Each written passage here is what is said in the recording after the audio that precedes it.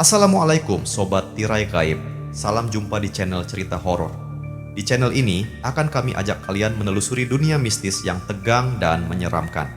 Silahkan subscribe, like, komen, dan share, serta nyalakan tombol loncengnya, supaya kalian tidak ketinggalan cerita terbaru dari channel kami.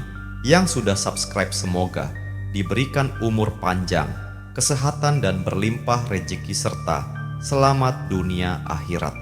Di pesisir utara Jawa, tepat di tepian Samudra Hindia, tersembunyi sebuah desa kecil bernama Legok Gunung. Desa ini dikelilingi oleh hamparan hutan bakau yang lebat di satu sisi dan lautan luas yang bergelora di sisi lainnya. Dari kejauhan, Legok Gunung tampak seperti desa biasa. Penduduknya hidup dari hasil laut, menjemur ikan di bawah sinar matahari, dan membangun rumah-rumah kayu yang berjajar rapi di sepanjang jalanan tanah.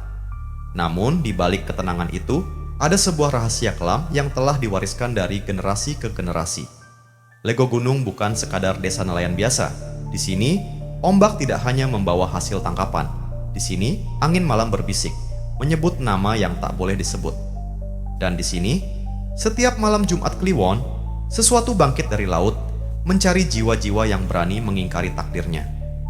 Penduduk desa sudah lama tahu, ada harga yang harus dibayar untuk kekayaan yang datang secara tiba-tiba. Tak ada yang berani berbicara keras di malam hari. Tak ada yang berani menatap terlalu lama ke arah laut, karena mereka tahu Dewi Lanjar masih menunggu, dan siapapun yang berani membuat perjanjian dengannya tak akan pernah bisa lari. Di tengah malam yang pekat, deburan ombak di pantai Selamaran terdengar menggema, membawa bisikan-bisikan misterius dari lautan. Angin berembus kencang, menelusup ke sela-sela pepohonan yang tumbuh liar di sekitar pantai. Beberapa nelayan yang masih bertahan di tepi pantai memilih beranjak pulang lebih awal, menghindari sesuatu yang tak kasat mata. Di desa Legok Gunung, tak jauh dari pantai Selamaran, hiduplah seorang pria bernama Pak Wiryo.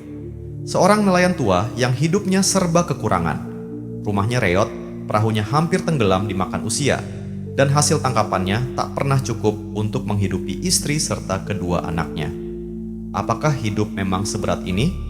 Gumamnya setiap kali menatap hamparan laut yang seolah mengejeknya.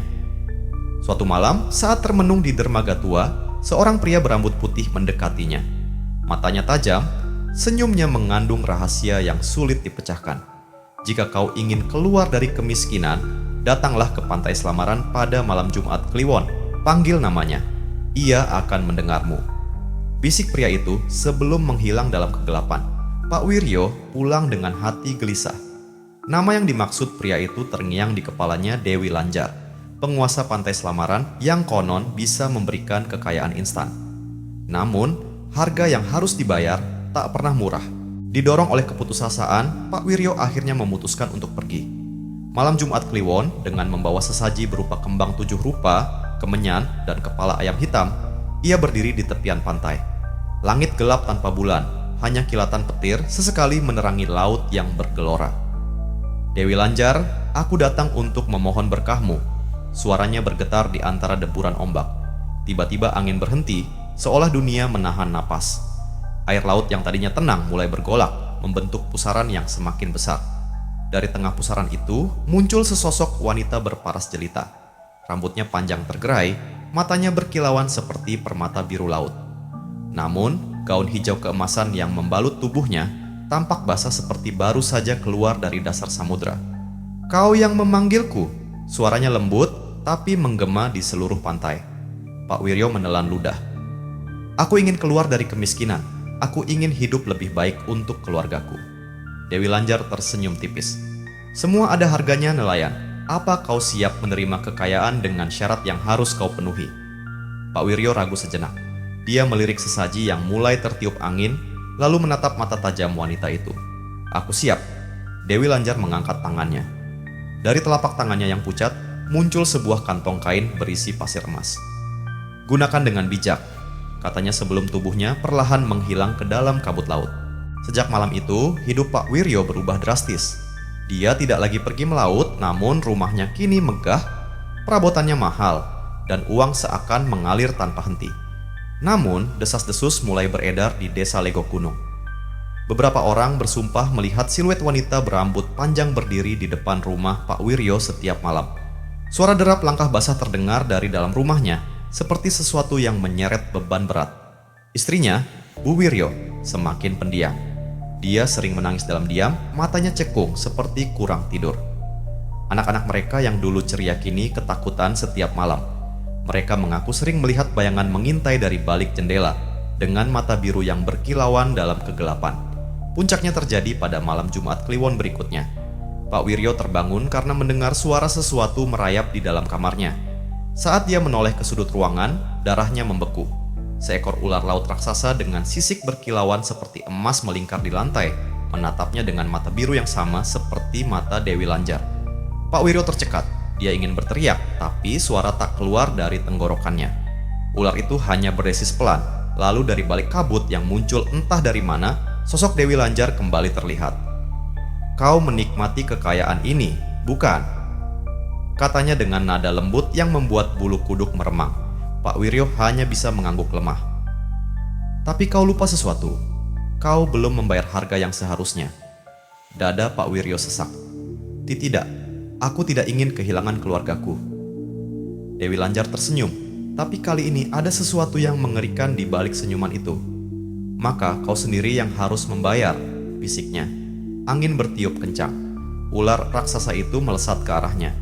Dalam sekejap, jeritan panjang Pak Wiryo menggema di seluruh desa sebelum akhirnya sunyi. Keesokan paginya, rumah Pak Wiryo kosong. Tak ada tanda-tanda kehidupan. Uang yang dulu berserakan di dalam rumah telah berubah menjadi pasir basah yang berbau anyir. Istrinya dan anak-anaknya menghilang tanpa jejak. Yang tersisa hanyalah pakaian Pak Wiryo yang tergeletak di atas lantai, berlumuran pasir laut. Sejak saat itu, penduduk Lego Gunung tak pernah berani berbicara tentang peristiwa itu. Namun, setiap malam Jumat Kliwon, beberapa orang bersumpah mendengar suara derap langkah basah di sekitar rumah kosong itu. Kadang-kadang, jika cukup berani untuk berjalan ke tepi pantai Selamaran saat bulan purnama, mereka melihat bayangan seorang wanita berambut panjang berdiri di ombak, menunggu, mencari korban berikutnya. Dan jika kau merasa tiba-tiba mencium bau amis di tengah malam, berhati-hatilah, mungkin Dewi Lanjar sedang memperhatikanmu. Sejak kejadian menghilangnya Pak Wiryo dan keluarganya, rumah mereka di desa Lego Gunung menjadi tempat yang dihindari oleh penduduk. Tidak ada yang berani mendekat, bahkan di siang hari. Namun, keanehan terus terjadi.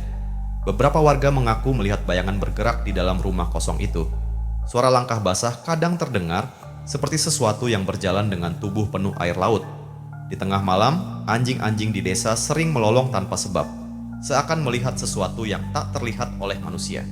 Semua orang tahu, sesuatu masih ada di sana, sesuatu yang belum selesai.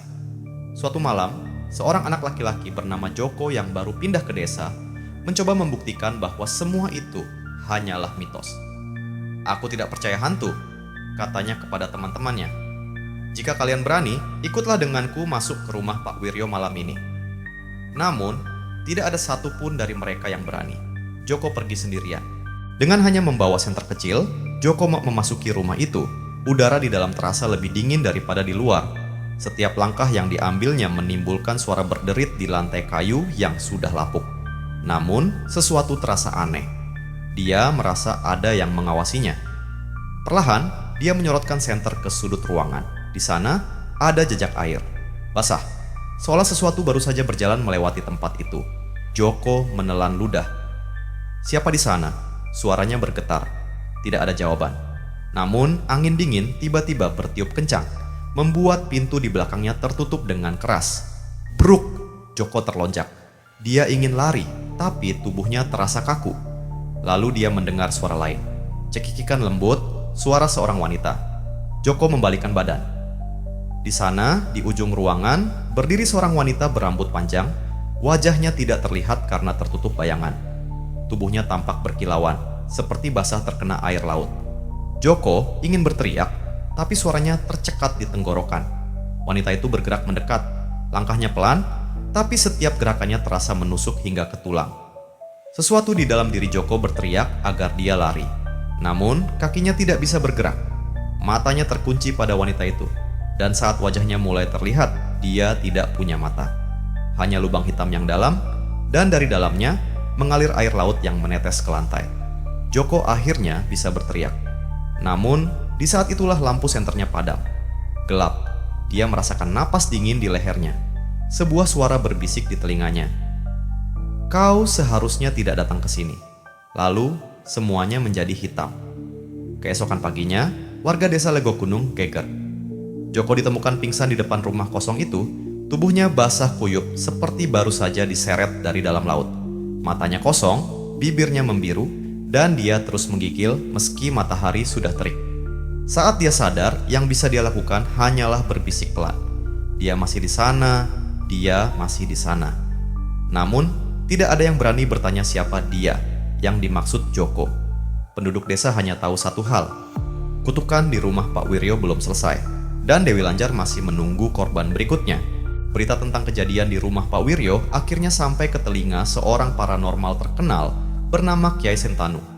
Dia telah lama menangani kasus-kasus mistis di sepanjang pesisir utara Jawa, termasuk cerita-cerita tentang Dewi Lanjar. "Aku harus pergi ke pantai Selamaran," katanya. Bersama seorang muridnya, dia tiba di pantai pada malam bulan purnama. Ombak bergulung dengan suara yang lebih keras dari biasanya, seolah menyambut kedatangan mereka. Kyai Sentanu menutup matanya, merasakan energi yang menyelimuti pantai itu. "Dia masih di sini," katanya pelan. Muridnya menelan ludah. "Apa yang harus kita lakukan, Kiai?" Kyai Sentanu mengambil segenggam pasir dan mulai melantunkan doa-doa kuno. Namun sebelum dia selesai, angin tiba-tiba berputar, ombak di lautan membesar. Dan dari dalam kabut yang menggantung di atas air, muncul sosok yang sudah lama mereka takuti, Dewi Lanjar. Dia berdiri di atas ombak, tubuhnya berkilauan dalam sinar bulan. Matanya biru terang dan senyum misterius terukir di wajahnya. "Kau datang untuk mengusirku?" Suaranya bergema di seluruh pantai. Kyai Sentanu menghela napas panjang. "Aku datang untuk membebaskan desa ini dari kutukanmu." Dewi Lanjar tertawa kecil. "Kau pikir kau bisa membatalkan perjanjian yang telah dibuat?" Dia mengangkat tangannya, dan seketika ombak membesar, mengancam untuk menelan siapa saja yang ada di pantai. Murid Kyai Sentanu mundur ketakutan. Namun, Kyai Sentanu tetap berdiri tegak. Dia mulai merapal doa dengan suara lantang. Cahaya keemasan muncul dari tangannya, menyebar ke seluruh pantai. Ombak yang tadi mengamuk kini mulai mereda. Dewi Lanjar menyipitkan mata. "Kau tidak bisa menghentikan takdir, Kiai." Dia melangkah maju. Namun kali ini, tubuhnya mulai memudar. Cahaya keemasan semakin kuat, menyelimuti seluruh tempat. Sampai akhirnya, Dewi Lanjar menghilang, terseret kembali ke dalam lautan. Dan untuk pertama kalinya dalam waktu yang lama, pantai Selamaran menjadi sunyi. Sejak malam itu, keanehan di desa Legok Gunung perlahan menghilang. Rumah Pak Wiryo akhirnya diratakan dengan tanah. Joko yang sempat mengalami kejadian mengerikan akhirnya sembuh, meski dia tidak pernah berbicara tentang apa yang ia lihat malam itu. Namun, para nelayan yang sering melaut di pantai Selamaran tahu satu hal, Dewi Lanjar mungkin telah diusir, tapi ia tidak akan pergi selamanya. Karena legenda tidak pernah benar-benar mati.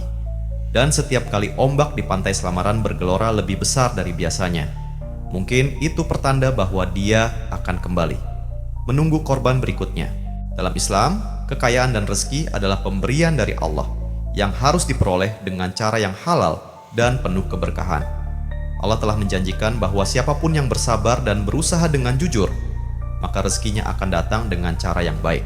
Quran Surat At-Talaq 2-3. Kisah Pak Wiryo menjadi pelajaran bahwa mencari kekayaan dengan jalan pintas, terutama dengan meminta pertolongan kepada makhluk gaib, adalah bentuk kesyirikan yang sangat dilarang dalam Islam. Allah berfirman, "Sesungguhnya Allah tidak akan mengampuni dosa syirik, dan Dia mengampuni segala dosa yang selain dari itu bagi siapa yang dikehendakinya." Quran Surat An-Nisa 48. Maka, sebagai seorang muslim, kita harus selalu bertawakal kepada Allah dan tidak tergoda oleh janji-janji duniawi yang tampak menggiurkan, tetapi menyimpan kehancuran di dalamnya. Selain itu, keserakahan adalah ujian yang dapat menyesatkan manusia dari jalan kebenaran. Rasulullah bersabda, "Seandainya anak Adam memiliki 2 lembah penuh dengan emas, maka dia akan menginginkan yang ketiga, dan tidak akan puas sampai tanah, kematian memenuhi perutnya." Hadis riwayat Bukhari dan Muslim. Ini menunjukkan bahwa harta yang diperoleh tanpa keberkahan hanya akan membawa kecemasan, ketakutan, dan kehilangan ketenangan hati, seperti yang dialami oleh Pak Wiryo dalam kisah ini. Oleh karena itu, marilah kita mencari rezeki dengan cara yang halal, bekerja keras, dan percaya bahwa Allah akan mencukupi kebutuhan kita tanpa harus berpaling kepada cara-cara yang dilarang.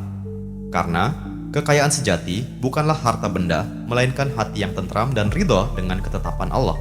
Terima kasih Sobat Tirai Gaib, jangan lupa subscribe, like, komen, dan share, serta nyalakan tombol loncengnya.